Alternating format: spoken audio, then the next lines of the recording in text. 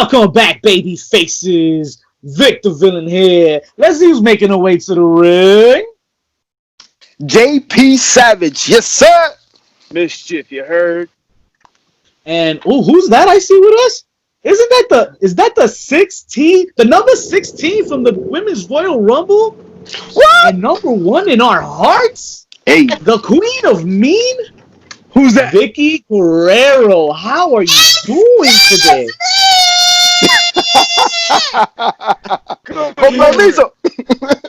Love it. Oh man. How are you? My God, thank you for blessing us with your time. How are you doing? I'm good. Alrighty. Well, welcome to Shooting the Ish, Vicky Guerrero.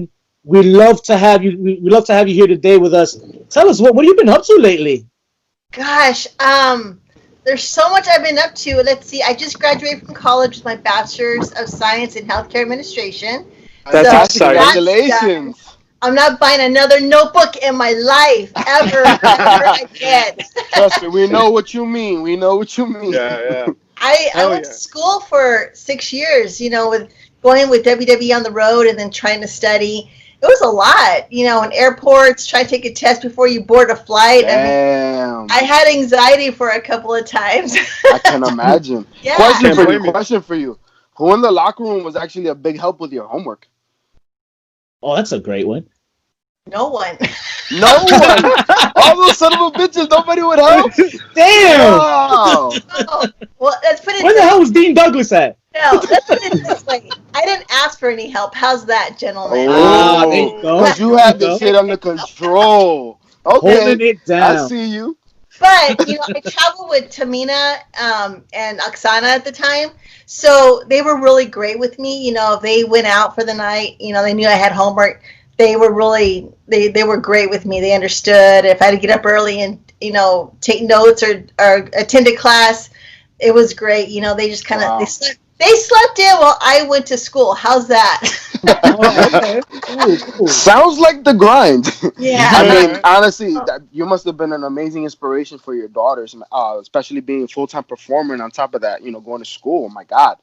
It was, I really did it for myself first, but really to be a role model for the girls and also for other women too, because a lot of women were like, how do you go to school and travel and come home and be a mom and then, do other projects, but you learn time management pretty well. So, it all worked out.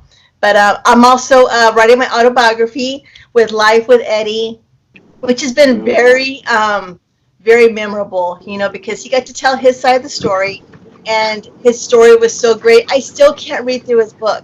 To this day. Oh, wow. Because I hear his voice and I hear just different stories, and I end up crying. So my daughters have read through it, but I knew what the story was already because I was there when he wrote it.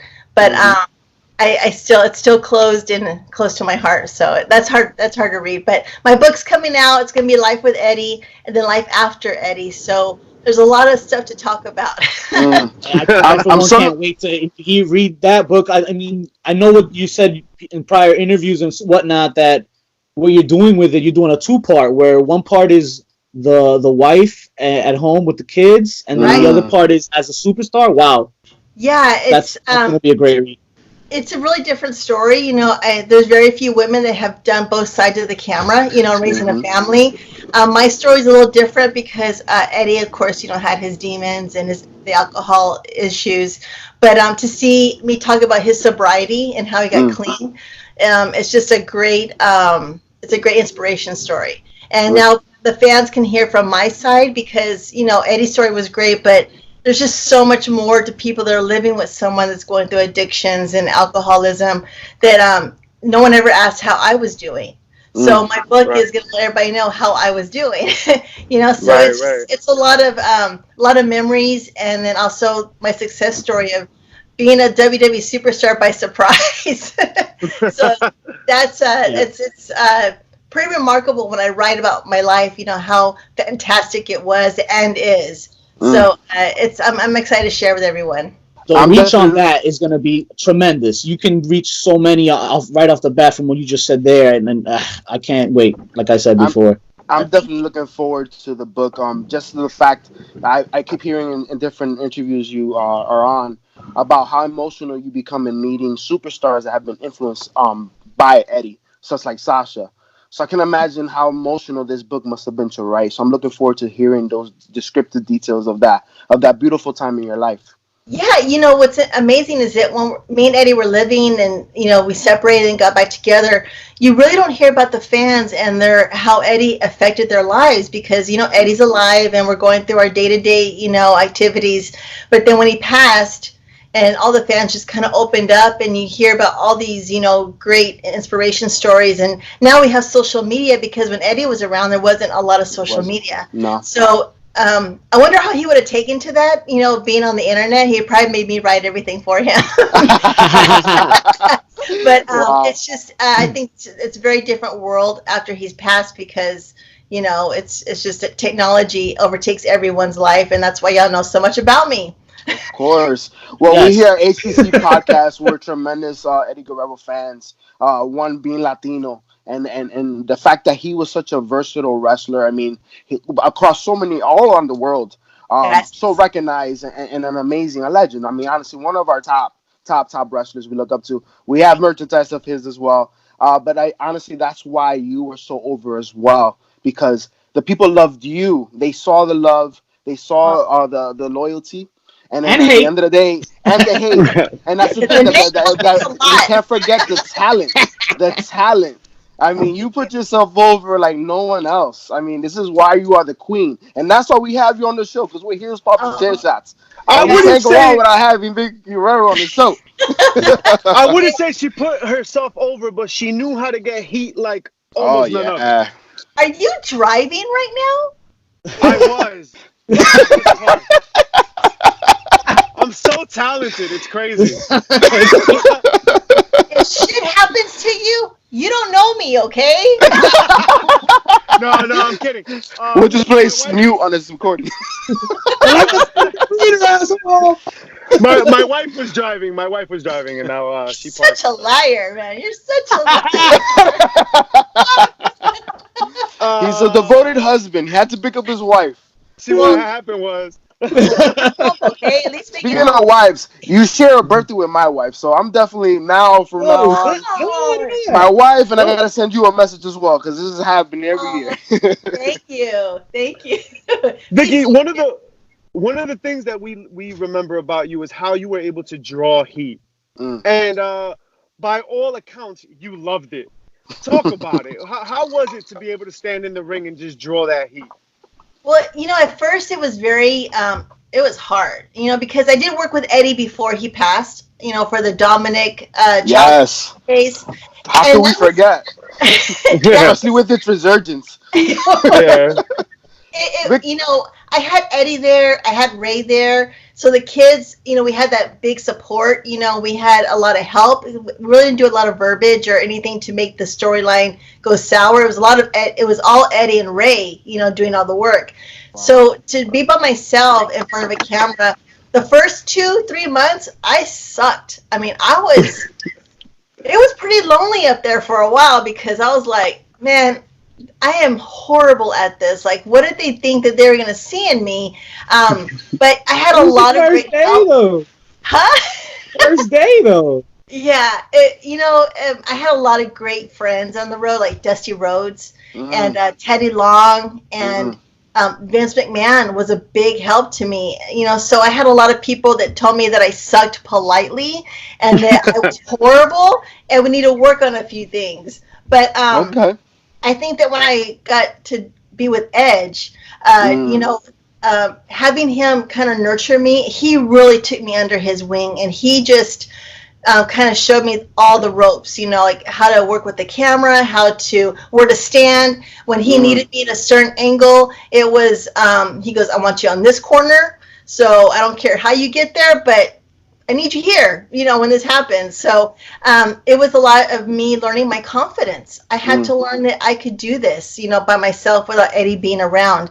And so I loved it, though. As more I got into my character and I believed in what I was doing and I was happy with my character. I mean, what woman could be a bitch and be an authority figure and slap men, slap women, and have so much fun in the ring. I was loving this, you know. Oh, so I grew to love it, and so I think each day that I was on in front of the camera, I just got more and more confident, and I was loving the whole role. Wow. And what a ride, a Latina woman, that's who. Yeah. You know, but the more that, you know, it's almost like, you know, Teddy Long tells me you have the crowd in your hand, you know, and what are you going to do with that crowd? Are you going to make them happy? Are you going to piss them off? You know, and it's what you want to do with it, because when you're in the middle of that ring, it's you and the camera and there's no one there to help you. So my goal was to, of course, try and, you know, make the crowd feel welcome, and all my bullshit ways of, oh, welcome to Friday Night SmackDown, you know, and I really didn't give a shit because I knew I was going to, like, piss them off, you know. And I think by the time I had, like, 4 words out, people were already throwing me fingers. I'm like, oh, let's go. It's already on. Let's go. Yes. Oh, my God. It's so much fun to be bad, isn't it? Yeah. I loved it. It was watching Eddie a lot, too, that I got to learn how he lied and cheated and stole, and how he could take the fans and make them believe that he was really going to be a nice guy, and then, you know, flip it, and then he had pissed everybody off. And I love that. But I guess God had this, you know, path for me that I was with Eddie. I watched him. I learned from him, but I never understood why I had to listen to all that for so long. But looking back, I'm like, okay, God, then this is why I watched Eddie so much, and I just picked up things from him, and I use that for my character. Wow. I definitely knew for a fact you were having so much fun being bad, especially when in your last match, not the Royal Rumble, but we're talking about the Haga fight that you had in the mud with the mud fight. Yes. Yeah.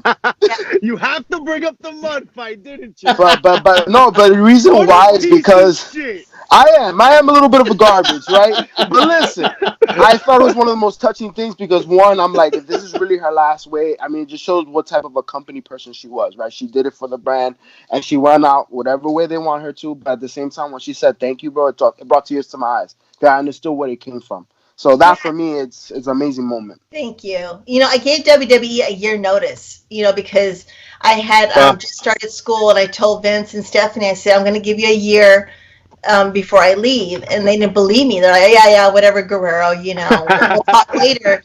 But I really wanted to do other things because I was there for 10 years, you know, and in the WWE, I didn't want to get my, you know, we wish you the best in your future endeavors, you know, pink. I wasn't going to be one of those. And it happened. I gave them enough time to prepare, you know, because I was the general manager, and to let them, you know, put me off the show, you know, professionally. And I gave them the, you know, that much time. But that night for the match, we didn't know how it was going to be or how I was going to leave the show. And as the day started going on, they were saying, okay, we're thinking of a mud match. And I'm like, of course you are. You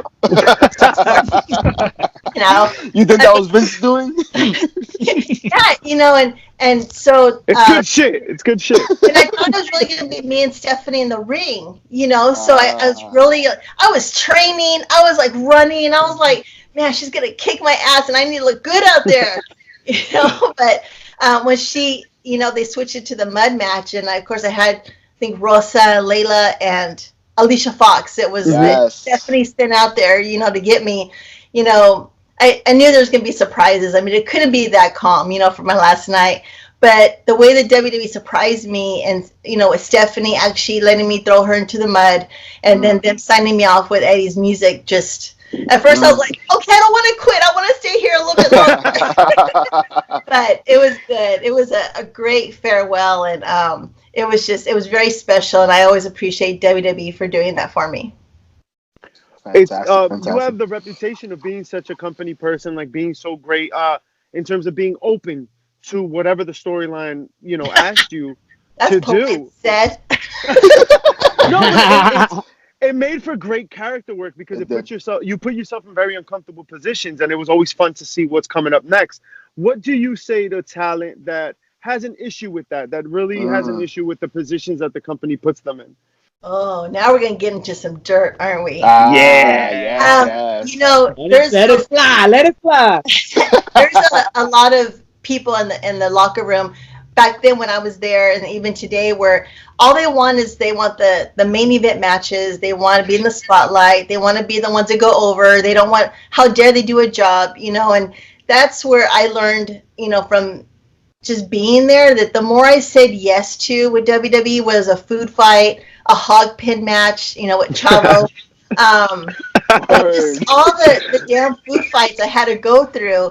I think that I was proving myself that I wasn't any better than anyone else, and that because I loved being there and doing my job, that they knew that I was going to be a good sport at saying yes to everything. And they always asked me if I was okay to get a cake in the face, or get Stephanie to throw up on me. I wasn't happy. I wasn't happy about it, but I knew some way I was going to get through it. But those little things of me saying yes all the time, I want to show them that, I am here 100%. Whoever I'm working with, I'm going to have fun with you and make you shine like you're, like the star that they deserve to be. I mean, honestly, when you see the McMahons themselves doing this crazy shit, I mean, how could you say no, right? Yeah, and to work it's with, true. I think Vince fired me maybe 6 times, during the 10 years, and Stephanie fired me like 4, and Triple H, fired me. You must have had a good unemployment lawyer. The unemployment wages were awesome. But back then a lot of people didn't work with the McMahons, so I was the older one in the locker room, so I was very open-eyed to what was going on. And when I saw, these young, fresh faces come in and they expected to have the red carpet thrown at them, and some would tell me, why are you agreeing to all these food fights and, all this, insulting of how fat I was, or, like the Edge wedding where Triple H came out with, I think, like size 6X underwear, that, just all that little stuff.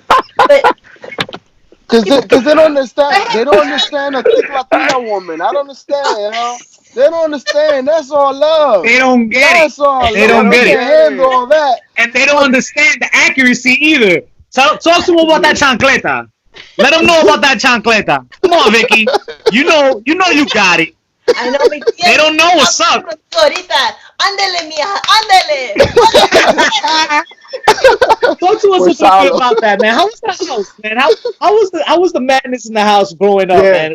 Living with Eddie and the 2 girls growing up. I'm sure there was tons of wrestling moves, body slams, and all of that. And you were like cringing as he, No, the wrestling moves in bed were very nice. They didn't hurt at all. Let me just say that, okay? But Eddie it was a crazy household. Eddie was a prankster. He was he had to have the last laugh with everyone. It was a fun household. And this is before Eddie got into his drug abuse. And so those days, when I met Eddie, we just goofed off all the time. And Eddie, we loved to dance, and weddings were the first ones on the dance floor. We were the ones that were never afraid, to like kiss in public. I mean, it was just a very fun relationship. But Eddie was the biggest kid on the block. I don't know if you remember my Hall of Fame story when I inducted Eddie. That we had an apartment complex I lived in, and all the kids were having a squirt gun fight, and Eddie was like, I'm gonna go play with the kids. I'm like, oh, okay, so he went outside and he told the kids, hey, I'll be back. There was like 16 kids playing with my girls. So Eddie went to the store and he bought all the kids small squirt guns, and he came back with the biggest bazooka squirt gun. Yeah. And everybody got the pistols. Yeah, the water. So like you manually do. Yeah. So he went and filled his up before he gave the kids their empty squirt guns. Oh my God. Yeah. I remember this story. That's who Eddie was, So, yeah. And that's what our life was. I mean, during hurricane, we had electric outages, in Florida.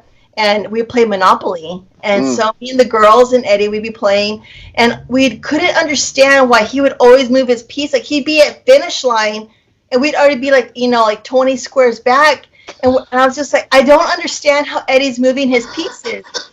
Well, Eddie, he would always sneeze or something and blow out the candles. We had candles on the table. No, he was moving his piece forward and moving ours back. Oh my god! And moving yours back too? Yeah. Yeah. Yeah. That's the So shit. the gimmick was you put up with, so the gimmick was real. Oh yeah. It was a shoot. Kids. It was a shoot. Oh All my day god! long. All day Who got long. more? Who got more chancletazos? Eddie or the kids? You didn't get none at all. None at all. Oh my god! So question for you. I want to know about your family because, especially with the Dominic angle, right? I've heard you say that your family was calling you and like, oh my god, is it real? They weren't sure with the shoot or not. We still think it's a shoot. I'm curious. I'm curious. Who gave Eddie the most shade from your family? You know, gosh, it'd probably be all the tias and tios. You know, they were old fashioned. You know, they were like, you know, family is everything, mijo. Mm-hmm. You know, how dare you do this to Vickie publicly? You're humiliating our family. You know, and oh my god. After my aunts were calling me, you know, after a while, you know, this storyline took maybe 6 months, 8 months, because they really built it up. And so maybe after month 5, I wasn't even involved in the storyline yet. I was getting calls and I'm like, son of a bitch. Like, this is real. Like this, I started thinking that things were going on. I'm like, do you really have a son? Like, does this really because it's all mind games. You know, you watch it every night and you're involved. You know, the fans are loving it. And then, you know, Vince called and was getting the family involved, and my aunts were the worst. I mean, they called me. Oh my god. Mija, I thought Eddie loved you. Like, I thought he loved you. Like, how dare he do this? And los poran hijas, are they okay? And I'm like, we're okay, tia. Like, we're good, you know. Wow. And did any of them offer to? Did anybody offer like to do some shit to him? Well. Yes. So, in El Paso, we have a lot of cousins, and they were in gangs. You know, that was a thing to do back in the 80s and 90s. So a couple of my cousins were like, man, prima, let's go for it. Like, I have my friends. Like, I can call them, and we'll take care of this shit. And I was like, my god. At first, I was like, man, this could be really good for me. But, you know, but no, I had, you know, we had to play along because we didn't want the family, you know, to get, you know, too involved. But it was touch and go for a while because I would look at Eddie and like just stare at him like, you touched her, didn't you? You did touch her, you didn't you? God damn. Must have been some awkward Christmas parties. Yeah. Oh, man. Awkward plane rides when we're all flying in together. How's that? Oh, no. Crossing each other in the bathroom. That's small talk. Oh, Guerrero's on one side, Guerrero's on the other side. Oh, man. Listen, I mean, people to this day, that storyline still lives on. And with Dominic being on screen, I mean, that's all you hear. It's amazing. It's amazing. It was really good times back then. Yeah. Well, definitely was. How do you feel about seeing Dominic now? Right? Dominic's got a role. My heart is, I feel so old, and my heart breaks because I'm so proud of him. I mean, he's the next generation, and he's going to carry the legacy. And it's so funny because I joked that, you know, Dominic's so tall and Ray's, you know, short. But you're the only one? He grew tall. Like, who would have thought he would have been taller than Ray?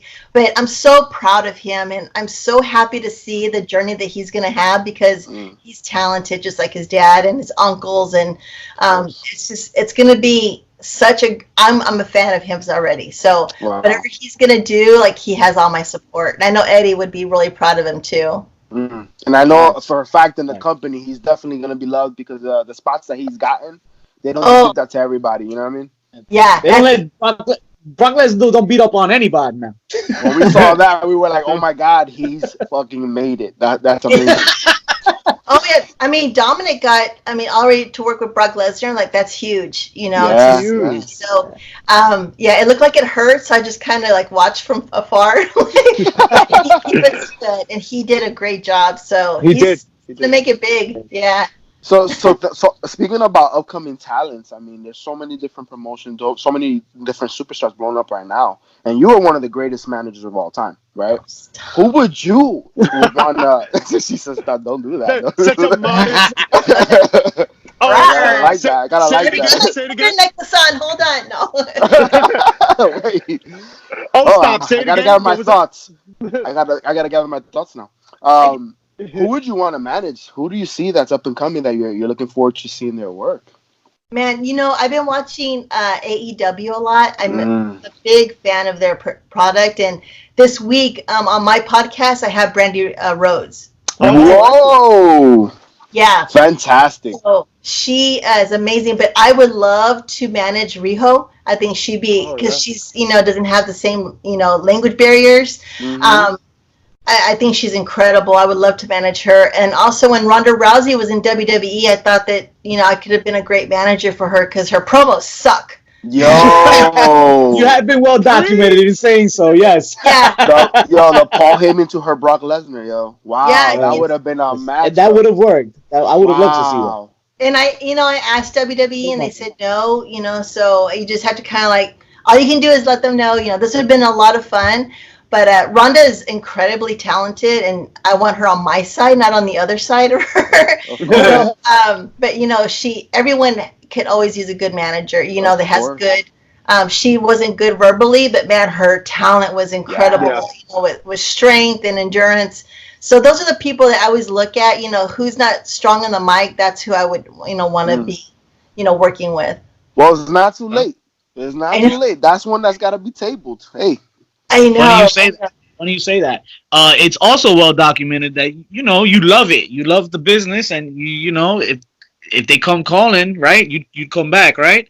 Yeah, I mean, you have NWA now and AEW, and you have TNA. Like, I'm putting it out there. Like, I miss the ring every day. So if anyone wanted to grace me with their presence, I would be. I'd willing to take that was what I was gonna follow with that. If it mattered, but wow, that's good. That's amazing to hear. I love it. I love the work, and I miss it. And being on the couch and watching the shows, I'm like watching people do their promos. I'm like, what the fuck are you talking about? You know what I would love? You know what I would love? Yes. I would love to hear the same thing. This promo. And then all of a sudden, I just hear, "Excuse me." Oh. That'd be fun. I'm just saying. I'm just saying. That would be a lot of fun, And who knew that 2 words was gonna, make me popular? I mean, it's the grace of God that blessed me with so much of this, blessings to have these, 2 words. Excuse me, to let people know that made me famous. So it's to be able to use it again, I would love to because. Now I'm not going to school anymore, so I'm not busy. There you go. Okay. It's amazing how, kind of like the hashtag fail better. It's essentially, you've mentioned how you came up with the excuse me, right? You kind of forgot your lines, and then you kind of try to get the attention of the crowd. I'm trying to be polite here.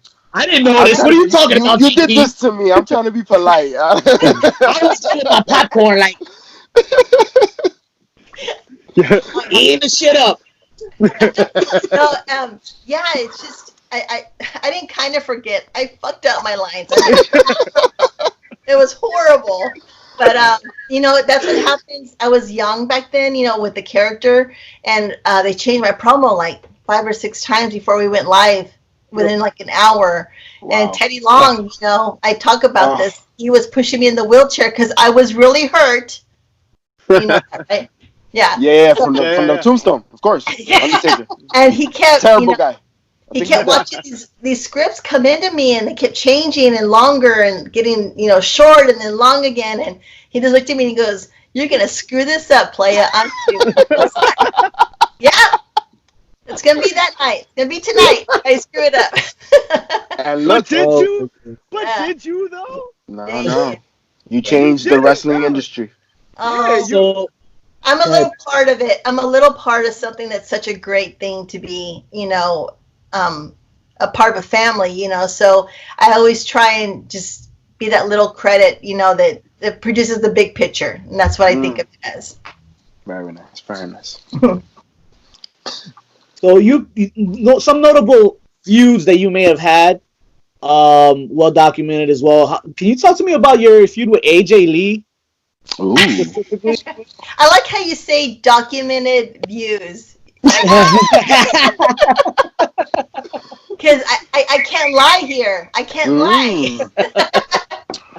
No, me and AJ Lee had some great stuff together in the ring. She's so talented, and I just don't think that we personally connected, like as far as like having friendship. But even though if I didn't get along with someone in the locker room or we had differences, when I stepped into that ring, I gave 100% to whoever I was going to be working with. And in the ring, we made some great magic together, and she's so talented, and her promos and her speaking skills, I had so much fun with it because we kind of fed off each other.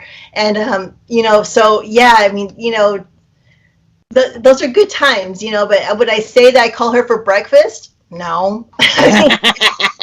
But there's people in every workplace that you don't have the best relationship, but you have all the respect for them because she's one hell of a superstar. Most stuff. She's from our hometown nearby as well. Yeah, but I only asked that because some people may say, the comparison of the women that are in there today. Is it because you've returned recently?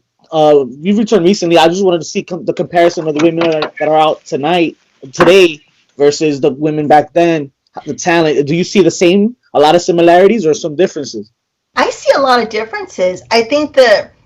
Don't get me wrong. A lot of women from my days, like Trish Stratus, Lita, Michelle McCool, Beth Phoenix, incredible athletes, and they did some awesome things in the ring. But you look at today's women, like Sasha and Charlotte Flair and Bayley, and Riho and Britt Baker. Like they're doing some crazy shit in the ring that I just you never saw that back then when the women were wrestling. So I think the women today are pushing themselves to be better than yesterday, because I mean there's stuff that they just keep innovating themselves, and there's never the same match with them. So I love their talent and just all the stuff that they show in the ring, their acrobatics and even their mic skills. I mean they're just this new level of superstars that we didn't see, 10, 20 years ago.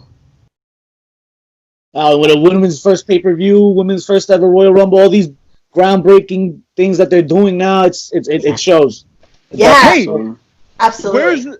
Where's the evolution? What happened to evolution? Yeah, what did happen to evolution? For the women? Yeah. They never continued it. I guess it wasn't a hit. Boy, I enjoyed it. I thought it was dope. Yeah, I thought it was good. They had a lot of great matches. They didn't use me, but I mean, backstage, I thought it was a great show. I mean, it was all the talent was there, women from the past, and the different legends. But like the Royal Rumble was a different success. I think that did better than the Evolution. So I think it's going to take some time to kind of get, different pay-per-views for the women to be established. But as far as the Royal Rumble, that's definitely going to be a yearly event. Yeah, and WWE cannot be afraid to push these pay-per-views in the women, honestly, because we see this in a lot of the companies we're viewing today, that they're really pushing the women to the forefront with Tessa Blanchard. I mean, Allison Kay. Incredible. Yeah. Taya Valkyrie, obviously Becky Lynch, Charlotte. I mean, there's so much talent out there doing amazing things in the ring that we've never seen before, Yeah. I was talking to Brandy Runnels Rhodes, and we were talking about her match against Joy Ryan with the thumbtacks, Yes. And so if they would have me do that shit, I'd be like, later. I'd have to be pretty drunk to go through that match. But how many handles of tequila? I know. The women's ladder matches in TNA and even in WWE, it takes a lot of cojones to be up there, and jump down and stuff. So I applaud all of them for what they're doing today and all the crazy stuff that all the women are doing in all these promotions, because it wasn't like back then where I could just run out of the ring. They would catch me today. How about your daughter, Shaul? Shaul. Would you want to work with her?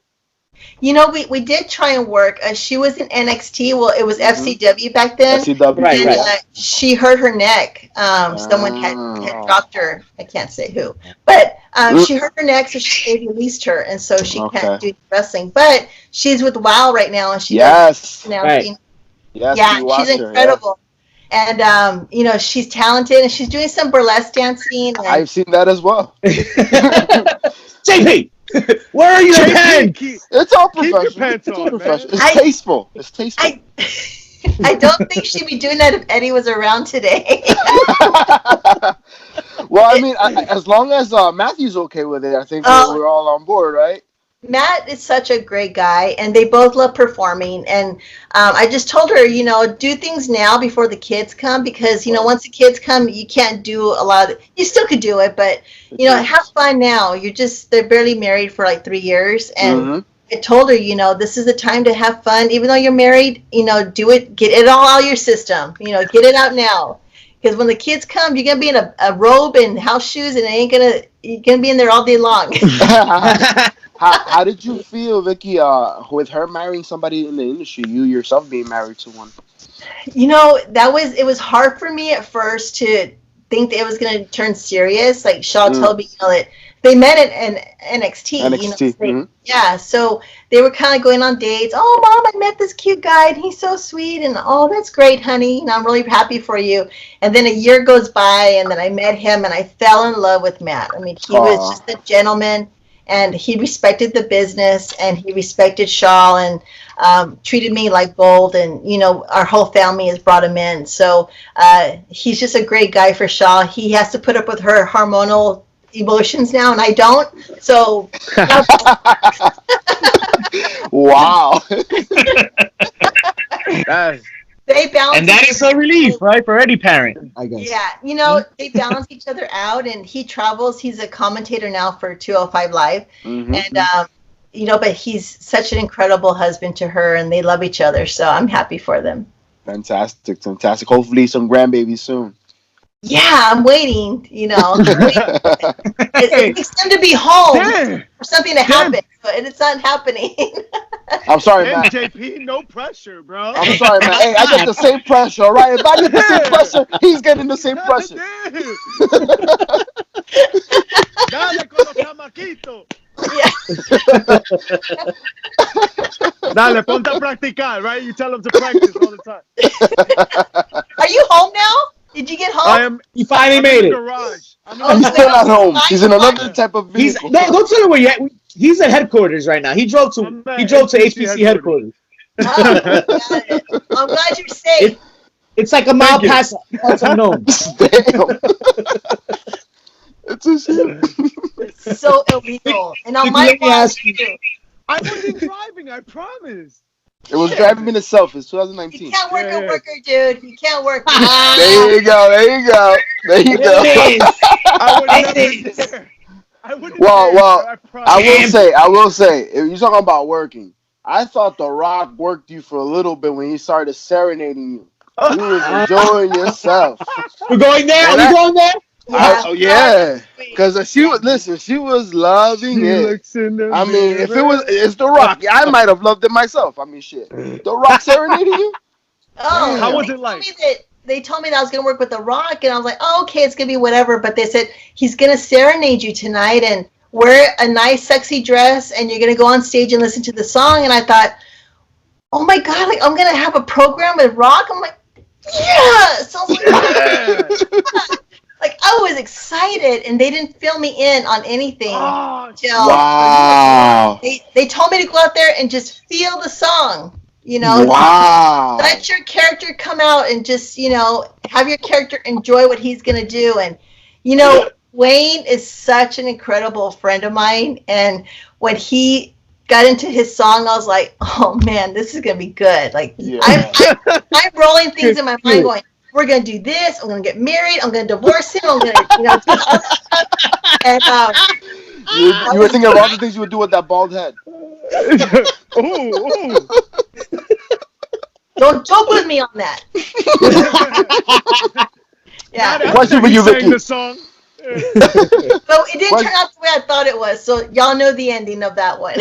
Well, question for you, because there's a moment in that scene, in that segment, where like he tells you, Vicky, don't go nowhere. Were you about to walk out? Oh, yeah. Then he cut to the camera at that point. No, I mean, you know, everything is pretty much improv. When I worked with The Rock or Paul Heyman, who else?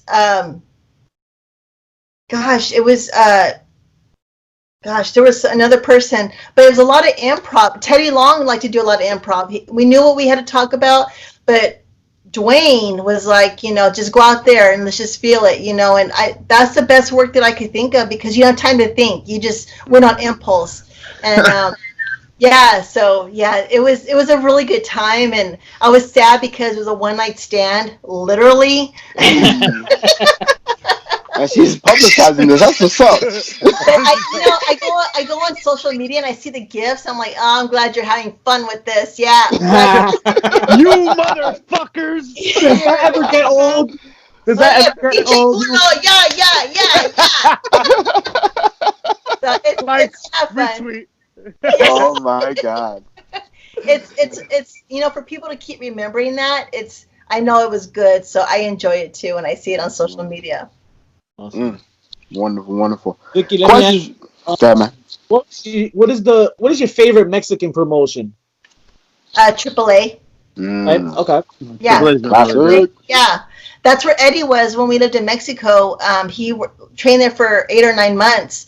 And so I got to know all the people there, and we lived in Mexico in a hotel room. And so that became my first family in the wrestling industry. And a lot of good memories. And I also had Taya Valkyrie on my podcast. She'll come out in 2 weeks. Yeah. Nice. We talk about Mexico so much, and it's just a big family over there. So I love the Mexican wrestling family because it's just a lot of love and compassion for each other. That's awesome.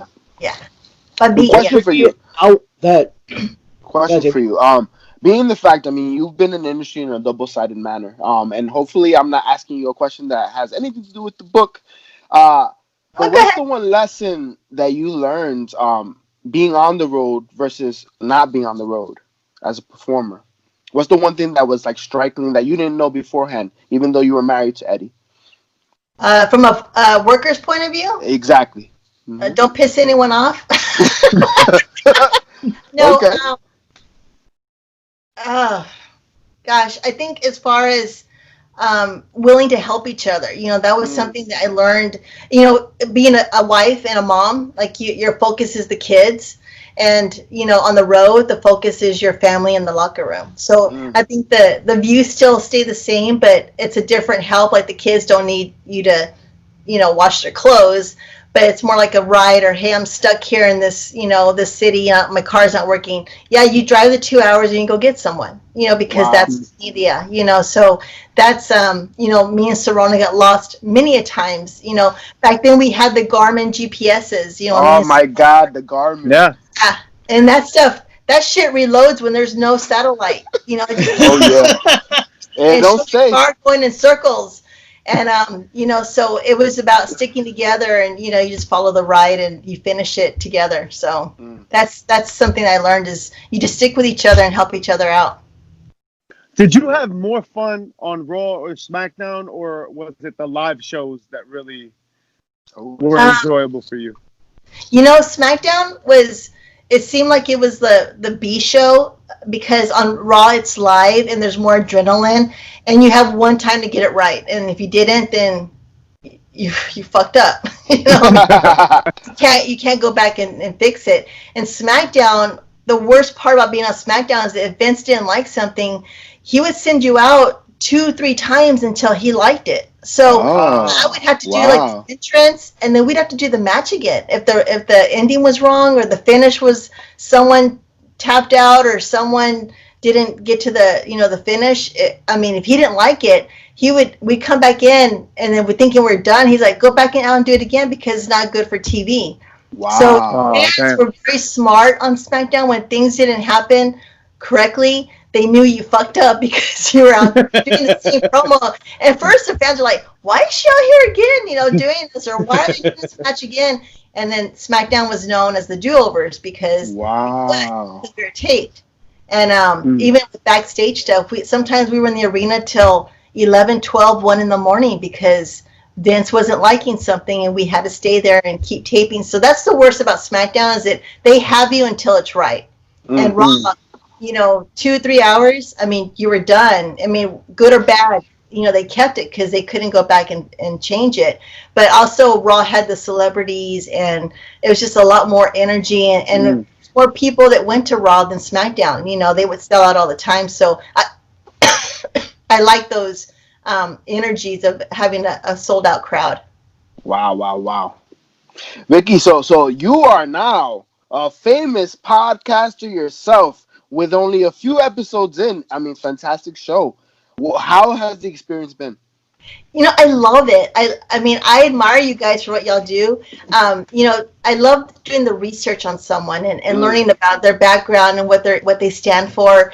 I've only been, this is my week 4, so I'm a baby. I'm green. I mean, I'm just starting.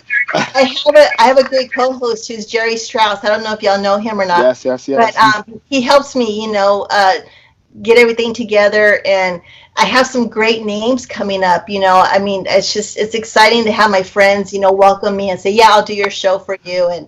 And I'm doing celebrities and musicians, and you know, of course, my friends in the wrestling industry. So it's exciting. You know who your friends are when you have a show. Hey, there you go. Facts. Hey, I know what's going on. I know I didn't talk to you, but can I be on your show? Yeah. Yeah, right. Click. No, I mean, Vicky, and I know honestly, we haven't spoken very often, but can we be on your show? Yeah. It's been 6 years. How are you? What do you want? What do you want? No, but so far, I mean, the show's great. It's really raw and uncut. You're really sharing the stories. We're really enjoying it. So keep doing the great work. We're looking forward to the interviews because, you know, that even though we do what we do, when there's a person that was on the top of the industry and they're able to bring in the talent and you're able to hear the behind the scenes stories, that's what we love as fans. And that's what you've been able to offer us here today. So we're definitely very thankful. Thank you. I'm just trying to be myself and just, you know, have fun with the guests and be my quirky, you know, it's a lot of work, you know, to try and have your words come out right and stuff. And oh yeah, we know, right, Vic? Whatever do you mean? Definitely. And I don't drive during my podcast either. Oh, you see, maybe that's something we should try. Duly noted. Happy life. This is true. I had to pick up my wife, and then she drove. I promise.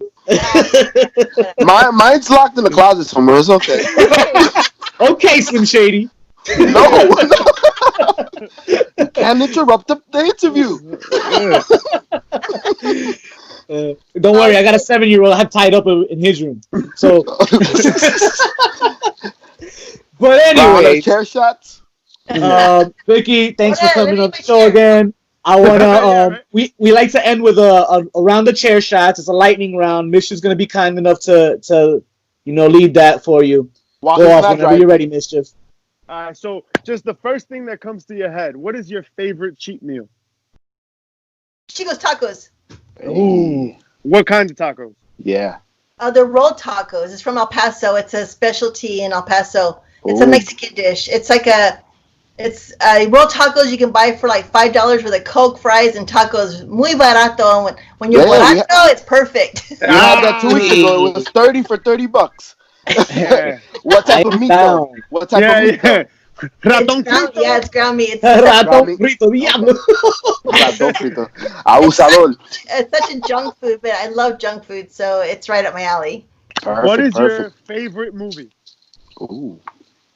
Sweet Home Alabama. Really? Okay. All right. I'm a romantic person. Mine is Serendipity, so I can't say nothing. Oh! Nobody asked you, man. I'm sorry. It's not my round of share shots. This ain't you shooting the ish. I love out here with Serendipity? Yeah. That's good. Not serendipity, serendipity. Man, John, come on now. I love romance. Fact. What superpower would you have if you could pick? Be invisible. Yeah. You just want people to hear your voice but not see where it's coming from? Yeah, I would love to scare the shit out of people. You know, like move things around. Yeah. I feel like The Rock has to be careful. Yeah. I feel like The Rock has to be careful now. Yeah. You look in the mirror, motherfucker. A person you want to meet, real or fictional? Oh, the person I want to meet would have to be Jennifer Aniston. Wow. Okay. Oh, okay. Well, she just got Instagram, so I know. Yeah, I know. She broke it. She broke the internet, bro. Like 3 minutes. That's crazy.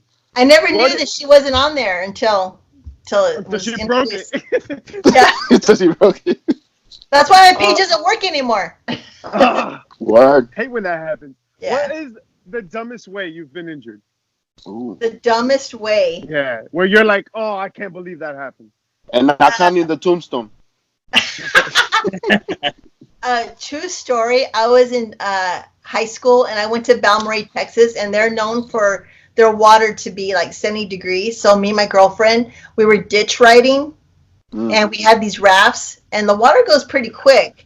And so the water was pretty rough, and I told my girlfriend, I said, oh, let's do this. She's like, no, I don't think this is really good.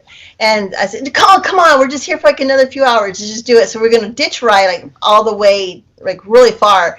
Well, the water was going so fast that I went over the edge and rode the dirt like for like 2 minutes because it was going so fast, and I burned. Oh my god! Yeah, I still have the markings. I'm okay though. I'm alright. You're good.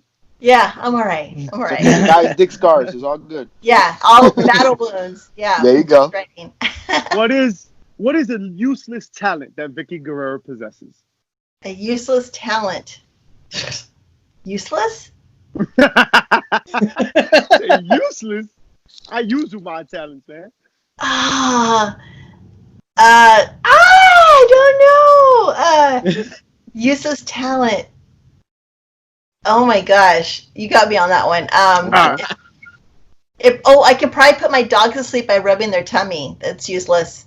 Oh, that sounds very useful, though. She said that's useless. I mean, people it was useful like, for this interview. I mean, we'll have company over, and they're like, "Man, she really loves her dog, doesn't she?" And I'm like, "Putting her to sleep right now." Weird. I know. I don't know. That's all I can think of. You got me. Raising my hand to request one of those. Yeah, a belly rub. You want a belly rub? So put your ass to sleep. What's your favorite sports team? You're a Houston Astros fan? Yeah. Duh. Who's going to the World Series? Yeah, that's right. That's right. See, we're both Mississippi and I are both Yankee fans, and Victor Villain here is, unfortunately a wrestling fan. Get that shit-stained hat out of the Sam's camera, please. I know. We didn't do shit this year, all right? I'm thinking my Astros towel and like wave it, but it's downstairs. It's okay. Listen, Altuve's and my wife's 3B5, so it is what it is. 3B5. I love Altuve. Tomorrow night is the game. I'm so excited. It should be a good game. Tied up. It should be a good game. How's your Yankees doing? Well, we just fired somebody, so you know how we do. Thank you very much. They're enjoying their time off, actually. It's really hard to carry 27 championships with you everywhere you go. Oh. Well, you know what? I like the Dallas Cowboys, but I don't talk very often with them anymore because I keep it kind of low because you never know what kind of game they're gonna have. So. Well, you're facing the Giants next week, so I think you'll be okay. Forget it. I'm not gonna watch it. Yeah. I love misery, so I still will watch it. I'm a diehard Giants fan, unfortunately. In your opinion, what is more important, the face or the heel? What's more important? I'd say the heel. The heel would be more important because the face is so easy because the crowd loves them because they're a cute face or they're this young guy that looks great with all the muscles. But I think the heel carries a lot more pressure because you have to keep entertaining the audience to, keep that character going. It's a lot of work. I think the heel has a lot more pressure as far as, a match. And, keeping the crowd happy. Of course. Who is your favorite heel? Ooh. Oh, really? I would have to say back then was Eddie. Eddie was of course, right? Of course. Yeah. Let's see. For today, I love Chris Jericho. I think he makes a big deal. Yeah. He's my friend, but man, I just wanted to touch a face, Yeah. But especially last week. Yeah, I'm going on his cruise in January. I'll be the guest cruise director.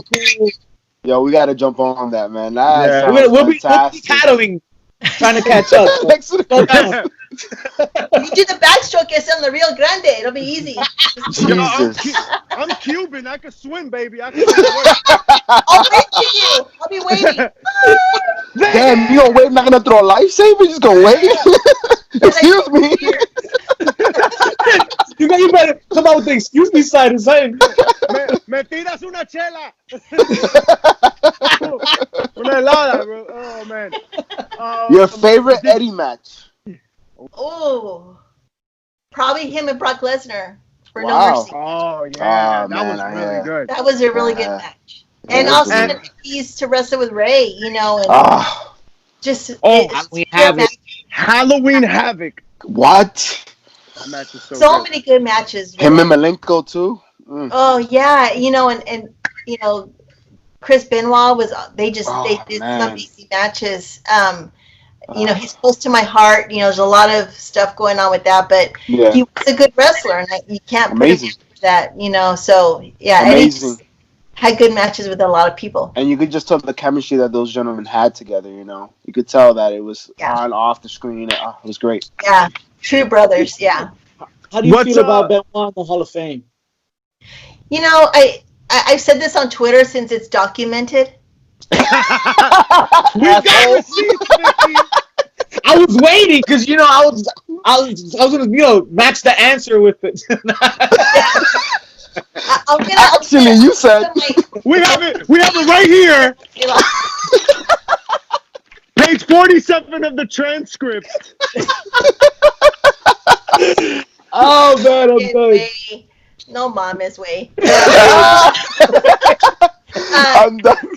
You know, I mean, my feelings about Chris, you know, Nancy was like a sister to me, so we don't know what happened. I mean, we really don't know what happened that day or what was going on, but as far as Chris's talent, he was amazing. I mean, he made his own legacy, you know, years before that, so I would like to see him in a Hall of Fame, and I think it would be good to honor his son, David, you know, that's still alive, to see his dad, you know, get remembered for the work he did.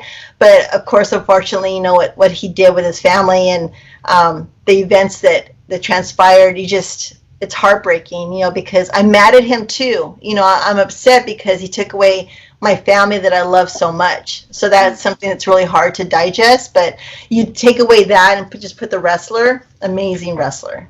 And Vicky, we thank you for your time. We thank you for everything. So what's one last message you want to leave the fans with? Gosh, you know, without the fans, I can't do my work, and I can't enjoy writing my book or, you know, being on podcasts with you guys or having my own podcast. It's the fans, and I appreciate them so much because they've shown me love from 20 years ago with Eddie, and then, you know, they keep following me through, and it's just, I'm grateful and thank God for them every day. The good and the bad ones. There are some bad ones. Good and bad. There are a lot of bad. Yeah, a lot of bad ones. It's those elderly women that hate me, man. They just hate me. Elderly women? Yes. You're about to smack one? I can't smack them because but they're the ones who hated me the most because I had all the young guys. You know, I played the cooker. And, I mean, even in the grocery stores, they're like, I can't believe you did that. You know, it was a role. It was a character. You know, don't hate me. You should be Wow. you know?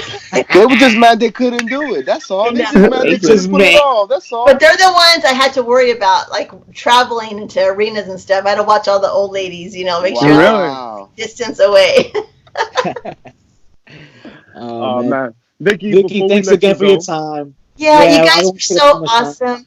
I wish y'all success and just you have a great show and you guys are going to go far. And anytime you need anything, let me know, okay? Wow, I'll be happy to yell fantastic. at you. Oh, thank you so much. Oh Wow. my God. Vicky, this has been a that's lot of fun, man. Thank you so it. much. This has been amazing. You have a home here with us, and Absolutely. as well as the wrestling world, Vicky. Thank you so much for everything you've done for us, and you continue to do. We love you so much.